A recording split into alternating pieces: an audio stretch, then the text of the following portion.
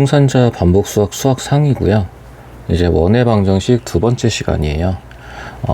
페이지는 176페이지고요. 좌표축에 접하는 원의 방정식이라고 되어 있는데, 이거를 이제 개념 박스에 있는 게 사실 되게 중요해요, 여러분. 근데 이거를 수식으로 외우려고 그러시면 안 돼요. 물론 이제 문제를 많이 풀다 보면 익숙해져서 수식으로 외워지는 경우는 있겠지만, 애초에 이거를 수식으로 외워서 접근을 하려고 하지 마시고 그림으로 이해를 해주세요. 제가 말하는 그림은 그래프인 거 아시죠? 그래서 이제 문제에 주어지는 조건들, 말로 주어지는 조건을 그림을 그려서 이해하는 게 훨씬 더 유리하고 개념 잡는 데 중요합니다. 그래서 결국은 여러분이 이제 이런 기본 문제들을 많이 풀다 보면 시험 때는 거의 외워서 풀 거예요. 근데 그러니까 처음부터 외우려고 하지 말라는 거예요. 처음부터 외우려고 접근을 하면 문제의 원리나 도형을 가지고 활용하는 방식들에 대해서 제한이 돼버리기 때문에 그런 거를 여러분 스스로 할 필요는 없어요. 그래서 자꾸 그림을 그리면서 이해를 해야 돼요. 그래서 개념 박스의 첫 번째 보시면 X축에 접하는 원의 방정식이에요. 그러면 실제로 그림을 X축에 접하게 그리세요, 여러분. 원이 있고 이게 X축에 접한대요. 그럼 이런 직선이 있겠죠? 네, 접한다고 봐주세요. 착한 사람만 보이는 거예요. 그래서 여기에 원의 중심이 있는데, 원의 중심을 A, B라고 놉시다. 라고 먼저 설정을 하는 거예요. 그렇게 하고 나면 쭉 여기다 X축에다가 접하는 거니까 수선의 발을 내릴 거예요. 그러면 접하는 거니까 X좌표는 A, 0이거든요. 다시 말하면 우리가 문제에서 원하는 거는 이 반지름이란 말이에요, 여러분. 결국 중심과 반지름, 제가 지난번에 말씀드린 거는, 지난 시간 우리가 얘기한 거는 중심과 반지름을 구하는 게 목적이더라. 그럼 이 목적에 맞춰서 반지름이라는 걸 이렇게 표현할 수 있잖아요, 여러분. 반지름이라는 걸요. 근데 결국 이 길이라는 거는 Y좌표에서 이 밑에 있는 Y좌표를 빼주는 거예요. 이유는 X축에 접했으니까요. 그래서 이 반지름의 길이가 이 그림 안에서는 결국 우리가 목적인 이 반지름의 길이가 B라고 표현이 되는 거예요. 반지름의 길이가요. 결국은 중심의 Y좌표가 반지름의 길이가 된다라는 건데, 이제 그 개념 박스에 보시면 절대값 B라고 표현이 되어 있거든요. 이건 왜 그런 거냐면은 그림이 이렇게 그려질 수도 있잖아요, 여러분. 원이 있는데 X축이 이렇게 위에 있을 수도 있어요. 이건 너무 착한 사람한테도 너무 좀 그렇네요. X축이 이 위에 있을 수도 있기 때문에 이렇게 위에 있을 수도 있잖아요. 그러면 이때 Y좌표는 음수일 거예요. X축 밑에 있으니까. 이때 Y좌표가 그러니까 중심을 A, B라고 할 건데, 실제 이때의 Y좌표 B는 음수일 거예요. 근데 길이가 돼야 되는 거니까 결국 반지름은 절대값 B입니다 라는 걸로 결론이 난다는 거죠. 되실까요? 결국은 절대값 B입니다, Y좌표입니다로 결론이 난다는 거예요. 그럼 이제 이걸 가지고 만약에 우리가 식을 세운다라고 하면, 중심의 좌표는 A, B니까 X-A제곱, Y-B의 제곱. 근데 반지름이 B니까 결국 절대값을 씌우든 안 씌우든 B의 제곱이 되는 거겠죠. 그래서 식을 이렇게 쓸 수 있다. 그럼 이게 왜 의미가 있는 거냐? 만약에 우리가 B라는 걸 모른다라고 하면 일단 기본적으로 식을 X-A의 제곱, X-A의 제곱, Y-B의 제곱, 그리고 R 제곱으로 나와야 되는데, 이렇게 되면 문자가 A, B, R 총 몇 개가 나와요? 3개가 나오게 되죠. 근데 위의 식처럼 우리가 2에서 쓸 수 있다라고 하면 문자는 A와 B 2개만 되는 겁니다, 여러분. 그럼 당연히 문제에서는 문자를 2개밖에 못 구하는 조건 2개밖에 안 줄 거예요. 근데 만약에 우리가 밑에 식처럼 써버리게 되면 문자가 3개가 되면 이 문제를 못 푸는 게 돼버리는 거죠. 이해되실까요? 자, 이거 같은 경우는 개념만 쭉 보는 게 아니라 그냥 밑에 문제를 바로 볼게요. 밑에 문제 보시면 9-1번이에요, 여러분. 9-1번을 보시면 중심이 2,1이고 반지름은 몰라요. 근데 어디에 접한대요? X축에 접한대요. X축에 접한대요. 그럼 이제 왼쪽 그림을 같이 보시면 이게 X축보다 위에 있든 X축보다 아래에 있든 결국 접한다라는 거는 반지름의 길이가 뭐라고요? Y좌표의 절대값이랑 똑같다라고요. 그럼 여기서 이 문제에서 해당하는 y좌표는 1이죠. 그럼 이 반지름은 r이 아니라 그냥 절대값 1입니다 라고 쓸 수 있다라는 거예요. 그렇게 돼서 식을 세우게 되면 x-2의 제곱, y-1의 제곱, 그리고 1의 제곱입니다 라고 식을 바로 쓸 수 있는데, 여러분들이 이 x축에 접합니다 라는 조건을 이해를 잘 못하시면 식을 이렇게밖에 쓸 수 없다라는 거예요. x-2의 제곱, y-1의 제곱은 r제곱입니다 라고 써버리게 된다고요. 1이 아니라 r제곱입니다 라고 써버리면 이 r을 문제에서 구할 수 있는 조건을 안 줘요. 그렇기 때문에 여러분은 식을 이렇게 쓰는 연습을 한다는 거예요. 뭘 가지고요? 어디 축에, x축에 또는 y축에 접합니다. 지금은 x축에 대한 얘기를 하는 거고요. 이렇게 해서 이 내용을 이해하면 미지수를 줄일 수 있다라는 거예요. 되실까요? 미지수를 줄일 수 있다라는 거예요. 자, 연결해서 볼게요. 9-2번을 보시면, 그러니까 그림으로 이해하셔야 돼요, 여러분. 중심이 마이너스 3,8인데 반지름을 모른다라고 일단은 할 건데 x축에 접한대요. 근데 x축에 접한다라는 건 결국 반지름이 누구랑 같아진다고요? y좌표의 절대값이랑 같아진다라고요. 그래서 식을 어떻게 쓸 수 있냐면 x 플러스 3의 제곱 그리고 y 마이너스 8의 제곱, 반지름은 뭘로요? 8의 제곱입니다. 그러니까 반지름을 절대값 8. 그래서 식을 8의 제곱입니다라고 완성시킬 수 있다라는 거예요. 반지름을 모른다라고 여길 수 있지만 어디 축에 접한다라는 건 결국 반지름을 알 수 있다라고 이해하시면 돼요. 그게 x축에 접하는 거냐 y축에 접하는 거냐라는 차이는 있겠지만요. 자, 그럼 이제 이어서 y축에 접할 때를 한번 볼게요, 여러분. y축에 접한다라는 거는 그림이 이렇게 있는데, 원이 이렇게 있는데 y축이 여기에 있다라고 생각을 할게요. 이것도 좀 착한 사람한테 안 보이네요. 자, 여러분, 착한 사람만 보이는 거예요. y축에 접한다라고 할 건데 y축에 접하는데 원의 중심을 마찬가지 a, b라고 놓을게요. 글씨가 너무 날라갔네요. a, b라고 놓을 건데 이때 반지름은 누구랑 연관이 있냐면 x 좌표랑 연관이 있는 거예요. 왜냐면 y축에서 떨어져 있는 걸 말하는 거니까요. y축에서 얼마큼 떨어져 있습니까? 결국 그게 길이가 될 건데 이때는 x좌표, 다시 말하면 반지름을 누구라고 이해를 하면 된다라고요? 반지름을 절대값 a입니다 라고 이해를 할 거예요. 마찬가지 원리예요. 그림이 y축보다 오른쪽에 접할 수도 있지만 어디에 접할 수도 있어요? 왼쪽에 접할 수도 있죠. 그림이 이렇게 돼서 원이 있고요. 직선이 y축이 여기에 있는 거예요, 여러분. 오늘 그림이 한 번에 안 되네요. y축이, 자, 한 번만 더 할게요, 여러분.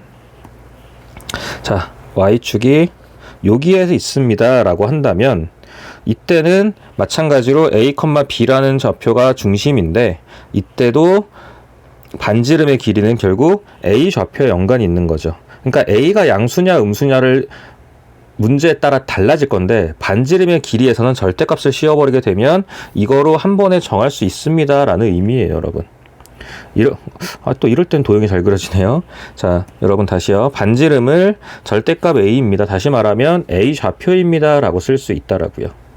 그럼 이제 이거 갖고 쓸 수 있는 식은 뭐냐면 x-a의 제곱, y-b의 제곱이지만 반지름을 r제곱이라고 쓰는 게 아니라 식을 어떻게 쓰겠다고요? y축에 접할 때는 y-b의 제곱, 반지름 r 대신에 a제곱입니다 라고 쓸 수 있다는 거예요. 마찬가지로 미지수를 줄일 수 있다라는 거예요, 여러분. 자, 밑에 문제 10번 보실게요. 10-1번을 보시면 중심이 1,a이고 중심이 1,a이고 죄송해요. 이건 x축에 접하는 거네요. 자, 밑에 그 다음 페이지에 11번 문제 볼게요, 여러분. 10번도 볼 건데 11번을 먼저 보시면 다음 원의 방정식을 구하라 돼 있고 중심이 1,7인데 이것만 놓고는 반지름을 모른다라고 될 건데 문제 조건이 뭐가 나오면 y축에 접한다라고 되는 거예요. 그럼 우리는 반지름이 x 좌표에 연결되는 건데 그 좌표가 양수든 음수든 신경 쓰기 싫으면 그냥 이렇게 절대값 1입니다 라고 하면 반지름을 구할 수 있다라고요. 그래서 식을 만약에 반지름을 모른다 그러면 여러분이 식을 이렇게 세워야 되는 거거든요.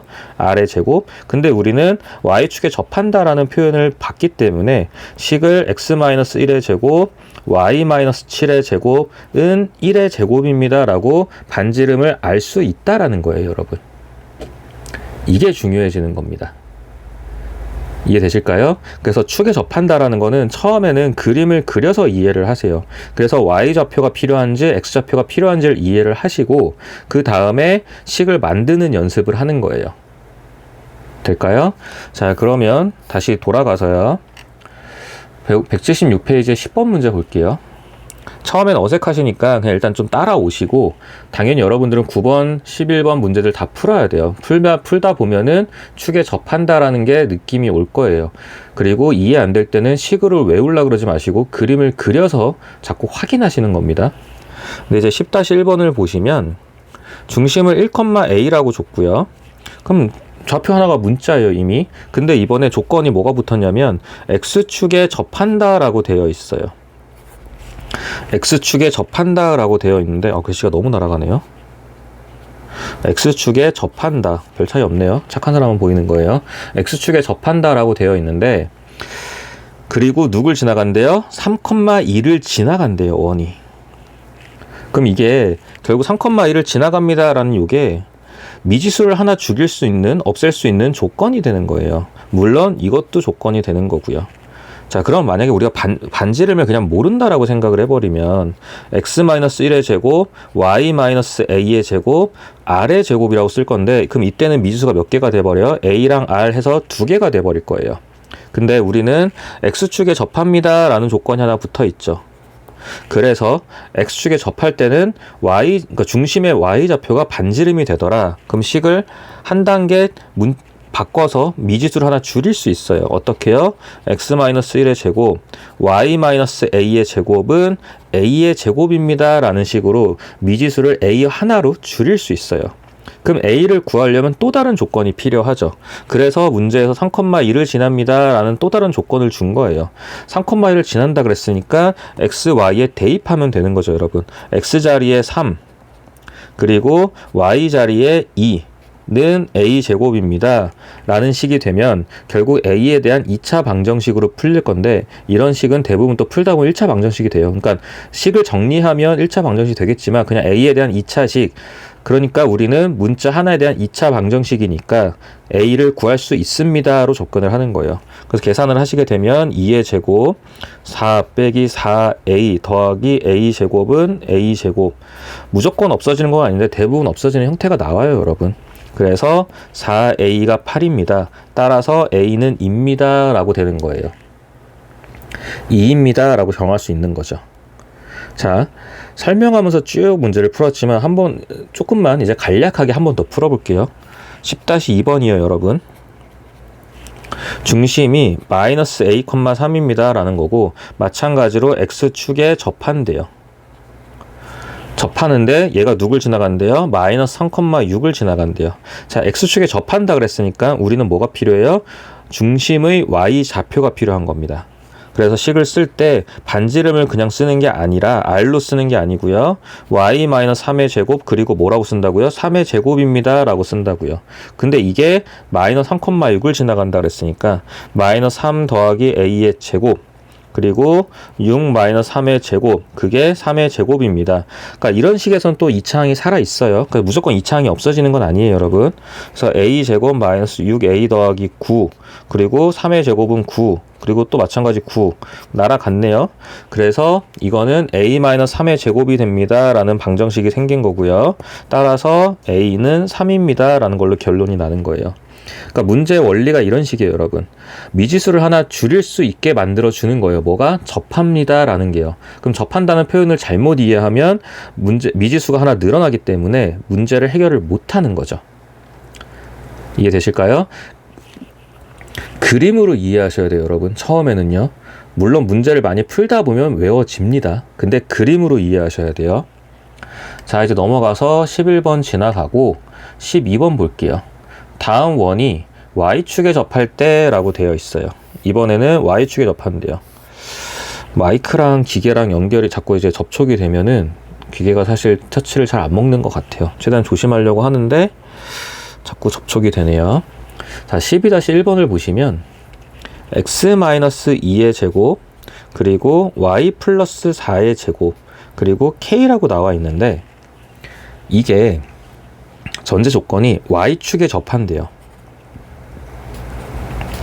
y축에 접합니다 라는 게 전제 조건이에요. 자, 그럼 다시요. 지금 앞에서 보던 10번 문제와는 살짝 결이 달라요, 여러분. 자, 일단 중심의 좌표가 2,-4라고 줬어요. 근데 y축에 접한다 그랬으니까 반지름에 해당하는 건 누구냐면은 중심의 x좌표의 절대값이에요. 그럼 이미 k 나왔죠, 여러분. x-2의 제곱, y 플러스 4의 제곱, 그리고 뭐예요? 2의 제곱인 거죠. 그래서 k는 4입니다 라는 거예요. 자, 다시요. 2번 문제요. x-6의 제곱, 그리고 y 제곱, 그게 2배의 k-1입니다 하고 k값을 구하라는데, 마찬가지로 이것도 y축에 접합니다 라는 게 전제 조건이에요. 근데 이 중심의 좌표는 6,0이거든요. 근데 y축에 접한다 그랬으니까 이 말 때문에 반지름은 뭐가 되냐면 x좌표, 그러니까 중심의 x좌표의 절대값이 되는 거예요. 반지름이요. 그래서 식을 다시 생각을 해보면 반지름 자리에 우린 뭘 쓸 수 있냐면 6의 제곱입니다 라는 걸 쓸 수 있고, 위에 있는 거는 반지름의 자리가 이거니까 마찬가지로 2배의 k-1이랑 누구랑요? 36이랑 6의 제곱이랑 같습니다 해가지고 k값을 확인하는 거죠. 그러니까 다시요, 정리하면 x축에 접합니다, y축에 접합니다 라는 거는 결과적으로 문자를 하나 줄여주는 거예요, 여러분. x축에 접합니다 라는 거는 중심의 좌표가 a, b일 때 누구를 쓸 거라고요? 반지름 대신에 중심의 y좌표를 쓸 거라고요. 절대값이요. 자, 이번에 y축에 접합니다 라는 게 있어요. 조건이요. 문제 조건이. 그럼 이때 a, b라는 중심의 좌표가 있으면 이때는 중심의 x좌표의 절대값, 그러니까 결국 a제곱이 반지름 a제곱의 역할을 하게 된다라는 거예요. 이게 결론인데 문제를 푸는 건 별로 안 어려워요, 여러분. 근데 이걸 그림으로 이해해서 접근을 하셔야 된다라는 거예요. 그래야지 문제가 편해집니다, 여러분. 자, 그럼 다시 돌아가서요. 176페이지에 돌아가서요. 이제 3번 볼게요, 여러분. 개념 박스 3번을 보시면 반지름의 길이가 r이고 x축, y축에 동시에 접하는 원의 방정식이라고 되어 있는데 총 4가지씩이 나와 있죠. 이런 것 때문에 제가 외우지 말라고 말씀드리는 거예요, 여러분. 이거를 외우기 시작을 하면 오히려 헷갈립니다. 그림으로 주어진 거를 그림으로 그려서 이해해서 문제를 푸는 거예요. 자, 다시요. 자, 이번에는 원이 있는데요. 원이 x축과 y축에 동시에 접한대요. 그림이 자꾸 실수가 나서 최대한 예쁘게 그려봤어요. x축, y축에 동시에 접합니다 라고 되어 있거든요. 그럼 이제 이거의 의미가 뭐냐면은 중심의 좌표가 있겠죠. 중심의 좌표가 있는데 문제는 x축과의 거리랑 y축과의 거리가 어떻냐는 거예요. 축에 접한다 그랬으니까 x축과의 거리랑 y축과의 거리랑 x축과의 거리가 서로 어떻다고요? 같다라고요. 뭘로요? 반지름으로요. 반지름으로 같습니다 라는 거예요. 아이고, 반지름으로 같습니다 라는 거예요, 여러분. 자, 이렇게 되면 중심의 좌표도 r,r이 되는 거고요. 반지름도 r이 되는 거예요, 여러분. 일단 기본적으로 반지름 r은 양수로 취급을 할 거니까요. 양수로 취급을 할 거니까 1사분면에 있을 때는 결국 식이 어떻게 만들어지냐면 x-r의 제곱 그리고 y-r의 제곱은 반지름의 제곱 r의 제곱입니다 라고 해서 결국 문자가 몇 개로 줄어들어요? 한 개로 줄어드는 거예요. 뭐만 구하면 돼요? r만 구하면 되는 거죠. 이해되실까요? r만 구하면 되는 거예요, 여러분. 자, 근데 그럼 그림을 4가지를 다 우리가 외워야 되는 거냐? 그렇게 생각하지 마시고요. 이번에는 원이 2사분면에 존재한다라고 할게요. 근데 이제 r이라는 건 우리가 반지름을 생각을 할 거니까 기본적으로 양수라고 잡아주시게 되면 이 반지름의 좌표가요. 중심의 좌표가 -r,r로 쓸 수 있다는 거예요. 2사분면이니까요. 근데 이렇게 중심의 좌표를 잡더라도 결국 반지름의 길이는 뭘로 일정하죠? r로 일정한 거죠. 그래서 이 식은 결과적으로 x 플러스 r의 제곱 그리고 y 마이너스 r의 제곱 반지름은 여전히 r입니다 라고 식이 잡히는 거예요. 그러니까 사분면에 따라 중심의 좌표의 부호는 변할 수 있어요. 근데 그거를 외우려고 하지 마시고 처음에는 그림을 통해서 사분면이라는 거를 먼저 이해하시면 돼요, 여러분. 사분면이라는 걸요. 자, 그렇게 돼서 다시 넘어가서 78페이지에 13번 볼게요, 여러분. 13번을 보시면 13-1입니다. 178페이지에 13-1이에요. 중심이 1,1인데 이번에는 X축, Y축에 동시에 접한대요. 그러면 X좌표든 Y좌표든 반지름 역할을 하는 거예요. 그래서 식이 X-1의 제곱, Y-1의 제곱은 1의 제곱입니다 라고 된다고요. 자, 이게 헷갈리실 것 같으면 바로 이어서 2번을 볼게요.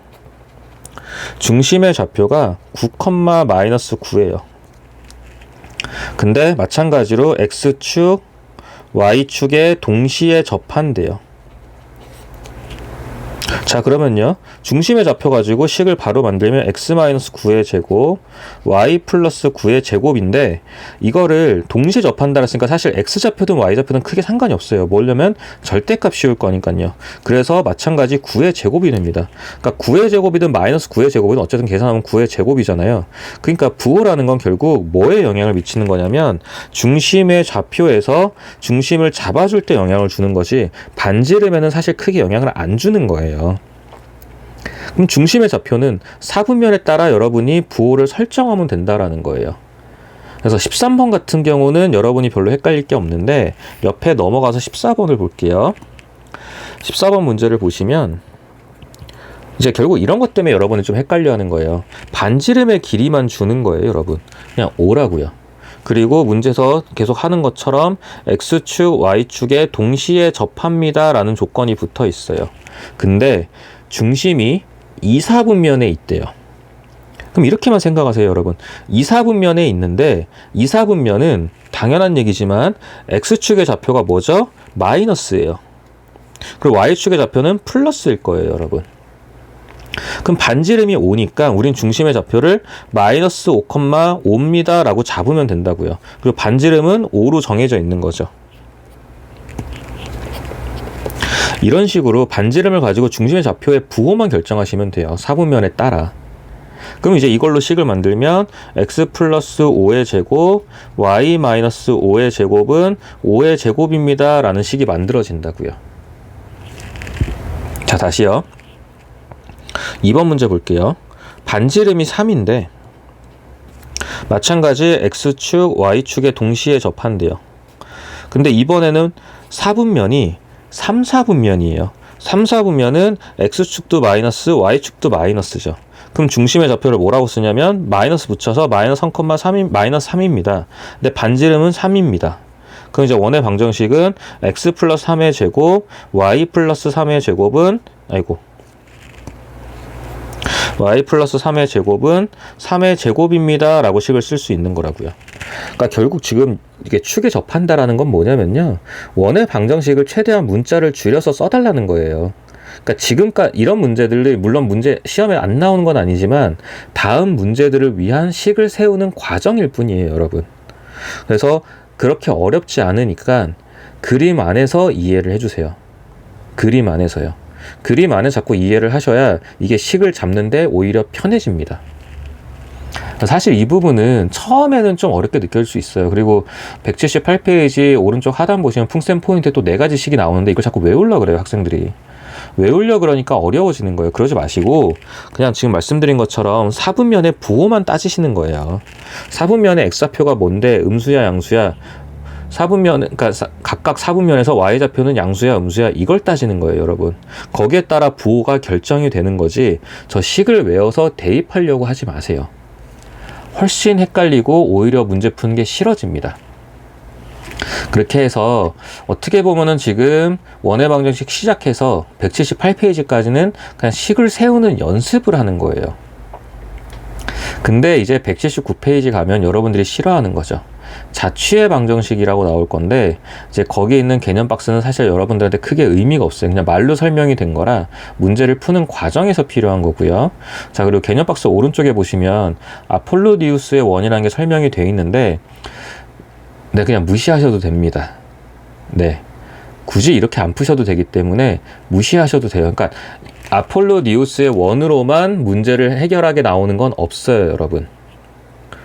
네, 그러니까 지금 상황에서 굳이 이거를 적용해서 문제를 푸는 연습은 지금은 안 해도 돼요. 물론 제가 학원에서 문제풀이 할 때 여러분들한테 이런 것도 설명을 드릴 거지만, 지금 처음 접하는 입장에서 이거를까지 생각을 하면 오히려 기본적인 중요한 원의 방정식의 형태가 흔들립니다.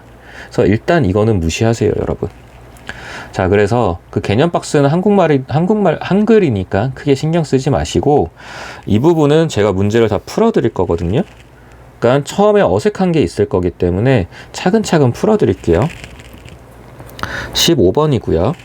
두 점을 주어졌어요.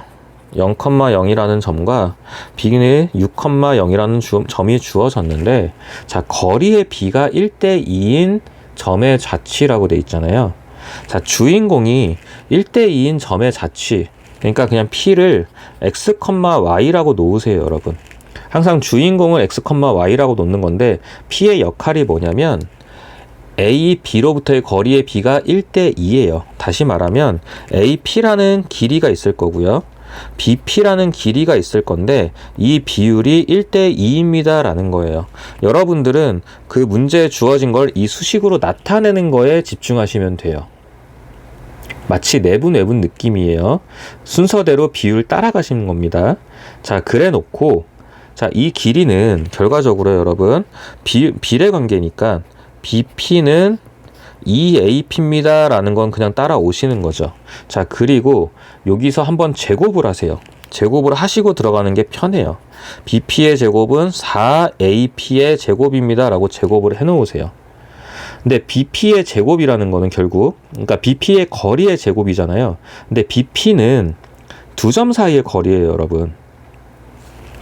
BP라는 거는 두 점 사이의 거리고, 루트 x-6의 제곱 그리고 y-0의 제곱이 되는 거죠. 근데 미리 제곱을 하자고 했던 이유는 뭐냐면, 제곱을 하게 되면 어차피 루트가 사라지니까요. 이런 식으로요. 자, 그러면 이제 연습이니까 한번 AP도 써볼게요. AP의 길이라는 거는 루트 x-0의 제곱 그리고 y-0의 제곱이죠. 이게 기본 예제다 보니까 숫자가 좀 편하게 나오는 편이에요. 근데 마찬가지로 이거는 AP의 제곱을 할 거니까 x제곱 더하기 y제곱입니다 라는 게 되는 거죠. 그래서 그거를 우리가 구했던 이 식에 대입을 할 거예요, 여러분. 그럼 BP의 제곱이라는 거는 x-6의 제곱 y제곱이 될 거고요. 4 그리고 괄호 하시고 x제곱 y제곱입니다 라는 거를 정리해서 이제 문제를 풀 거예요, 여러분. 이거를 정리해서 문제를 푸실 거예요. 자, 정리할게요. x제곱 마이너스 12x 더하기 36 더하기 y제곱은 4x제곱 4y제곱입니다. 자, 한쪽으로 몰아 정리하시면 3x제곱 3y의 제곱 더하기 12x 빼기 36은 0이 나오고요. 3으로 나눠주시게 되면 이거는 4x-12입니다 라고 나오죠. 이게 원의 방정식이에요, 여러분. 이게 결론이에요. 이게 결론이에요. 이렇게 끝내셔도 되고 표준형으로 바꿔서 문제를 끝내셔도 됩니다. 크게 상관은 없어요. 자, 근데 여기서 중요한 게 두 가지가 있어요, 여러분. 여기가 2BP였다가 제곱을 하면서 2AP였다가 제곱을 하면서 4AP 제곱이 되잖아요. 양변을 제곱하는 거기 때문에 2도 제곱을 해야 4가 되는 겁니다. 계산 실수를 여기서 많이 하세요, 학생들이. 이거를 좀 조심하셔야 되고요. 그리고 원의 방정식의 형태, 일반형, 특히 일반형에서 원의 방정식의 형태에 대해서 조금만 설명을 드릴게요. 처음에 이 부분을 좀 놓치게 되면 원의 방정식을 갖고 활용하는 데서 좀 힘들어하는 경우가 있는데, 기본적으로 일반형은요 여러분, 우리 지난 시간에 했던 ax 더하기 by 더하기 c는 0입니다 라는 게 일반형이거든요. 근데 이제 이거를 이런 식으로 이해를 하시는 거예요. 일반형은 당연한 얘기지만 이 앞에 1이 생략되어 있는 거예요. 1 곱하기 x제곱 1 곱하기 y제곱. 그래서 x제곱과 y제곱의 개수가 1입니다 라고 보통 설명을 해요. 근데 이렇게만 이해하시면 막상 위에 같은 문제에서 식을 보실 때 좀 헷갈릴 수 있어요. 이거를 보세요 여러분. 앞에가 3이고 3이죠. 근데 결국 3을 나눠서 1 곱하기 x제곱 1 곱하기 y제곱을 만들어서 원의 방정식입니다 라고 얘기를 할 거잖아요. 그러니까 반드시 1이 돼야 된다라고 하는 게 맞아요. 맞는데 식을 볼 때는 어떻게 이해하시는 거냐면, 지금 이런 것처럼요. 앞에 3이라고 쓰여 있지만 3x제곱 더하기 3y제곱이잖아요. 그럼 결과적으로 이 앞에 x제곱과 y제곱 앞에 숫자가 개수가 같으면 되는 거예요. 같으면 그걸 나눠서 원의 방정식으로 만들 수 있는 거예요, 여러분. 이 두 가지 포인트가 좀 중요해요. 문제가 복잡해지면 이 두 가지 갖고 여러분들이 좀 힘들거든요. 첫 번째는 다시 2ap라고 되어 있는 부분을 제곱을 하면서 4ap 제곱이 될 거다. 이건 계산 과정에서 필요한 거고요. 그리고 이 부분이요. 원의 방정식의 일반형은 x제곱과 y제곱의 개수가 1인 게 맞아요.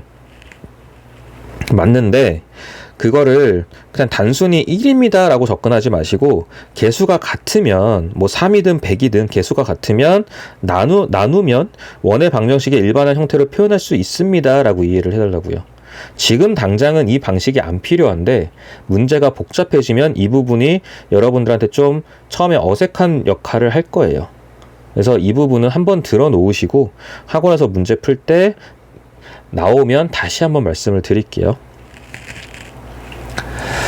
자, 이제 16번이에요, 여러분. 16번.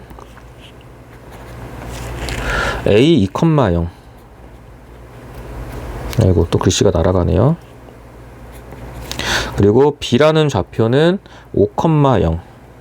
근데 거리의 B가 2대 1인 자취의 방정식. 그럼 P라는 점을 X, Y라고 잡을 건데요. AP의 길이의 비율과 BP의 길이의 비율이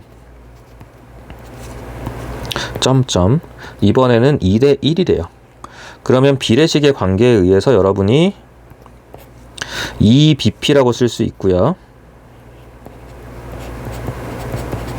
그리고 AP입니다 라고 쓸 수 있죠. 이 상태에서 뭐를 하자고요? 제곱을 할 건데 계산할 때 조심할 거 2의 제곱도 해주셔야 됩니다. 4BP의 제곱은 AP의 제곱입니다 라는 식을 만들어 놓고, 그 다음에 점과 점 사이의 거리, 두 점 사이의 거리 공식을 사용해 달라는 거예요. 자, BP의 제곱은요, x-5의 제곱 그리고 y-0의 제곱이고요.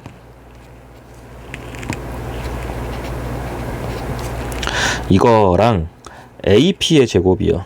AP의 제곱은 x-2의 제곱 그리고 y-0의 제곱이죠. 그러니까 제곱을 하면서 루트가 날아간 겁니다, 여러분. 그래서 제곱해놓고 계산하시는 게 훨씬 편하실 거예요. 자, 그러고 나서 이제 정리를 할 거예요. 4배가 있고 x제곱 마이너스 10x 더하기 25 더하기 y제곱, x제곱 마이너스 4x 더하기 4 더하기 y제곱. 그러면 4x제곱 플러스 4y제곱 마이너스 40x 더하기 100. 이거는 x제곱 플러스 y제곱 빼기 4x 더하기 4. 자, 한쪽으로 몰아주시면 3x제곱 더하기 3y제곱 그리고 마이너스 36x 더하기 96이 나왔어요. 자, 이제 3으로 나눠주시면 x제곱 더하기 y제곱 빼기 12x 더하기 32는 0입니다 라고 나오겠죠.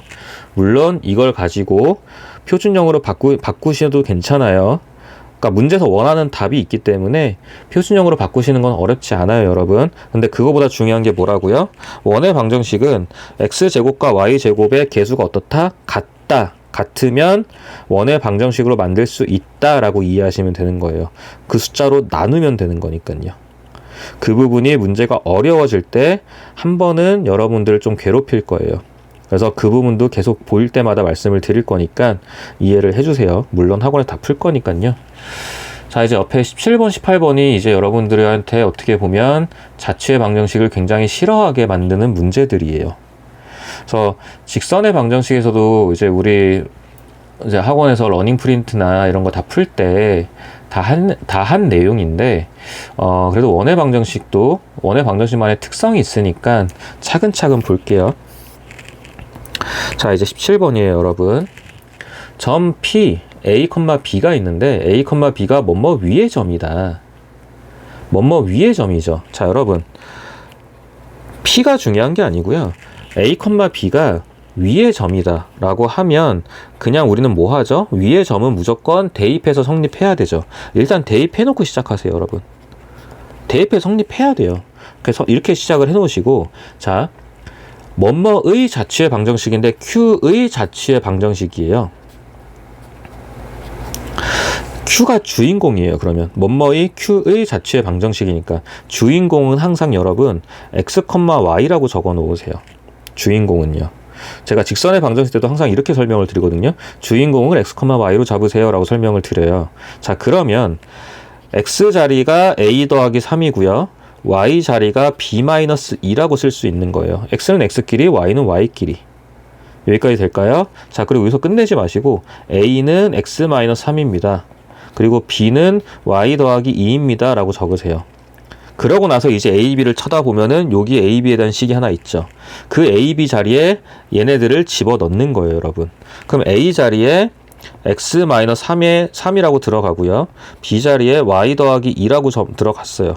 오른쪽은 당연히 1이고요. 그럼 이게 말 그대로 원의 자취의 방정식으로 결정이 난 거예요, 여러분. 이 틀을 지키면서 문제를 푸시면 별로 안 헷갈려요. 물어보는 게 좀 바뀔 수는 있지만 이 틀을 지키는 건데, 여기에서 중요한 거는 이 주인공을 세팅하는 겁니다, 여러분. 주인공 세팅하는 것만 좀 지키세요. 주인공을 X, Y로 잡으시는 게 가장 편해요. 자, 똑같은 방식으로 밑에 18번을 풀어볼게요. 자, 밑에 18번도 점 P, A, B가 A, B라는 점이 있는데 얘가 어떤 원 위의 점이래요. X-1의 제곱 그리고 Y 플러스 3의 제곱은 4입니다 라는 이 원 위의 점이래요. 그러니까 뭐 하자고요? 대입하자고요. A-1의 제곱 그리고 B 플러스 3의 제곱은 4입니다 라고 대입해 놓으시고, 자, 주인공 세팅하라고 할 거예요. 문제에서 주인공은 Q인데 이번엔 Q가 A-1, B-1이다. 근데 뭐라고요? 주인공은 항상 X, Y라고 세팅하시라고요. 그럼 이제 X에 해당하는 게 누구냐면 A-1. 근데 여기서 끝나지 마시고 A는 X-1. Y에 해당하는 게 B-1. 끝나지 마시고 B는 Y 플러스 1. X 플러스 1이네요. 이렇게 세팅을 하세요. 그러고 나서 이제 다시 A, B에 대한 식을 쳐다보는 거예요. 그럼 이제 얘네를 A, B에 대입하는 거죠. 그럼 대입하는 거니까 말 그대로 대입하는 거예요, 여러분. A 자리에 X 플러스 1이 있고요. A 자리 X 플러스 1이고 옆에 마이너스 1이 있어요. 자, 이번엔 B 자리에는 Y 플러스 1인데 옆에 P 플러스 3에서 3이 있죠. 는 4. 아이고. 자, 다시 여러분, 요 A 자리에다가 X 플러스 1을 넣은 거고요. B 자리에다가 Y 플러스 1을 넣은 거예요. 되실까요? 자, 그래 놓고 이제 정리하시면 X의 제곱 그리고 Y 플러스 4의 제곱은 4입니다 라는 원의 방정식이 우리가 원하는 게 딱 예쁘게 나오는 거예요. 이 틀을 지켜주세요, 여러분. 이 틀을 지켜주셔야 자취의 방정식이 안 어려워요. 학생들이 이걸 굉장히 좀 까다롭게 느끼는 편이에요. 특히 17, 18번은. 15, 16번은 그냥 그 두 점 사이의 거리 공식만 쓰면 되는데 17, 18번은 식을 세팅해야 되다 보니까 이걸 좀 어려워하는 편인데 주인공만 잘 잡으세요. 그래서 하나씩 단계별로 해나가면은 금방 익숙해져요, 여러분. 보통 제가 다 풀어드리는 거는 이제 여러분들이 좀 어색하거나 좀 까다롭게 느끼는 경우가 많기 때문에 이제 179페이지까지 다 179페이지는 특히 네 문제를 모두 풀어드린 거고요. 어떻게 보면 원의 방정식이 이렇게 이제 반복 수학에서는 딱 필요한 내용들, 정말 핵심적인 개념, 정말 기본적인 문제 유형만 다루다 보니까 그렇게 내용이 많지 않다라고 느껴질 수 있는데, 일단 이 기본적인 게 세팅이 돼야 돼요, 여러분. 세팅이 되고 나서 우리 학원에 와서 러닝 프린트 정도만 풀어도 원의 방정식이 좀 까다롭다라고 느껴질 거예요. 아무래도 좀 그래요. 앞에서 배웠던 평면좌표에서 배웠던 개념이나 직선의 방정식에서 배웠던 개념들이 다 나오기 때문에 좀 까다롭게 느껴지는데, 말 그대로 핵심 개념은 그렇게 막 많거나 복잡하진 않아요. 그래서 다시 한번 정리를 해볼게요, 여러분. 우리가 지난 시간에 했던 내용이 뭐냐면요, 원의 방정식은 원의 중심이랑 반지름이 중요합니다. 그래서 우리는 x-a 제곱 y-b의 제곱은 반지름의 제곱으로 식을 세울 수 있습니다 라고 배웠어요. 그래서 여러분은 항상 원의 방정식 문제를 풀 때는 원의 중심이랑 반지름이 필요하다라는 걸 일단 강조하는 거예요. 이걸 먼저 구하면 되는구나 라는 걸 가지고 이제 지난 시간에 쭉 배웠던 내용이고요. 이번 시간에는 식을 세팅하는 방법에 있어서 축에 접할 때라는 조건을 어떻게 활용할 거냐라고 배우는 거예요. 왜냐하면 이 상태로만 보더라도 문자가 지금 A, B, R 총 3가지가 나오거든요. 근데 축의 방정식에, 그러니까 축의 방정식이 아니라 축에 접합니다 라는 조건이 있으면 이 문자를 좀 줄일 수 있다라는 거예요. 그 방식으로 이해를 해주시면 됩니다. 그래서 X축에 접할 때는요, 원의 중심이 A, B라는 원의 중심이 있다라고 하면 이 원의 중심에 있어서 누가요? Y좌표가, 왜냐면 X축에 수선의 발을 내렸을 때 결국 그 높이에 해당하는 게 반지름의 길이가 될 거니까, 그 반지름의 길이, 다시 말하면 중심의 Y좌표, 결과적으로 절대값 B가 반지름입니다 라는 게 되는 거예요. 그래서 만약에 X축에 접한다라고 하면 이 위에 적어놨던 이 식에서 어떤 식으로 변하는 거냐면요, x-a의 제곱 y-b의 제곱은 b제곱입니다 라고 돼서 문자가 몇 개로 줄어버려요? a와 b 2개로 줄어버리는 거죠. 될까요? 자, 이번에 Y축에 접한다라는 식이 나오면요, 중심의 좌표를 A, B라고 했을 때 이번에는 X축에 이르는 거리가 반지름의 역할을 하기 때문에, 그래서 식으로는 이런 느낌이 되죠. 절대값 A가 R입니다. 근데 이제 식을 세울 때는 x-a의 제곱, y-b의 제곱. 근데 반지름 r 대신에 우리는 a의 제곱. 그러니까 r 대신에 a. 그래서 r 제곱 대신에 a의 제곱. 마찬가지 이렇게 되더라도 문자가 몇 개로 줄어들어요? a, b 2개로 줄어드는 거예요. 그러니까 축에 접한다라는 말이 나오면 문자를 하나씩 줄일 수 있다라고 이해하시면 돼요. 근데 이번에는요, x축, y축에 동시에 접한다라는 게 나와요. 그래서 X축, Y축에 동시에 접한다가 되면 여기가 원의 중심이, 거꾸로 생각을 해보는 거예요. 원의 중심이 A, B가 아니라 뭐가 된다라고요? R을 사용한 게 돼버린다고요. 왜요? X축에서 이르는 거리랑 Y축에서 이르는 거리가 같아져 버리거든요. 근데 그 같아지는 게 결국 중심의 X좌표, Y좌표가 되는 거니까 반지름의 길이가 R입니다 라고 표현하는 순간 이 1사분면에서는 이 원의 중심이 R,R입니다가 돼버리는 거라고요. 글씨가 너무 날아가네요. R,R입니다 라는 게 돼버린다고요. 자, 그럼 1사분면에서는요, 여러분, 1사분면에서는 식이 어떻게 만들어지는 거냐면 x-r의 제곱, y-r의 제곱은 r제곱입니다 라고 만들어져서 문자가 몇 개로 줄어버려요? r 하나로 줄어버리죠. 근데 2사분면에서는요, 중심의 좌표가 2사분면이니까 x좌표가 마이너스일 거고 y좌표가 플러스일 거예요. 자, 그럼 이제 2사분면에서는 x 플러스 r의 제곱 그리고 y 마이너스 r의 제곱은 r제곱입니다 라는 게 나오는 거예요. 자, 마찬가지로 3사분면에서는 x좌표도 y좌표도 마이너스죠. 그래서 3, 4분면에서는 x 플러스 r의 제곱 그리고 y 플러스 r의 제곱은 r 제곱입니다 까지 나올 거고요. 자, 마찬가지 4, 4분면 마지막이요. x좌표는 양수일 거고 y좌표는 음수일 거예요. 그래서 4, 4분면에서는 x 마이너스 r의 제곱 y 플러스 r의 제곱이 r 제곱입니다 라고 나와요. 그러니까 이걸 외우려고 하지 마시고 그림으로 이해를 하셔서 4분면의 좌표의 부호, 양수인지 음수인지에 따라 식을 잡아주시면 되는 거예요. 결론은 문자가 r 하나로 줄어듭니다 라는 거고요. 그래서 축에 접한다라는 거는 주어진 식의 문자를 하나씩 줄일 수 있다라고 이해해 주시면 돼요. 그래서 이런 부분들이 아까 말씀드린 것처럼 단독으로 문제로 나오기도 하지만 결과적으로는 응용하는 문제, 식을 세우는 데 있어서 식을 원활하게, 그러니까 문자의 개수를 문제의 조건에 맞게 세팅할 수 있는 역할을 하는 거기 때문에 사실상 지금까지, 그러니까 페이지 179의 그 자취의 방정식 말고는요, 178페이지까지는 그냥 원의 방정식의 기초를 배운 거라고 생각해 주시면 돼요.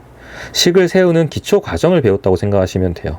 그래서 이 다음에, 물론 이제 다음 시간에 할 내용들이 좀 원의 방정식의 특징에 대해서 좀 특징적인 문제 유형을 볼 거지만 이번 시간까지 한 내용을 가지고 결과적으로 문제의 식을 세워서 활용해서 문제에 적용한다 라고 이해해 주시면 되고요. 그렇기 때문에 이 부분들을 여러분들이 실수 없이 식을 세울 줄 알아야 돼요.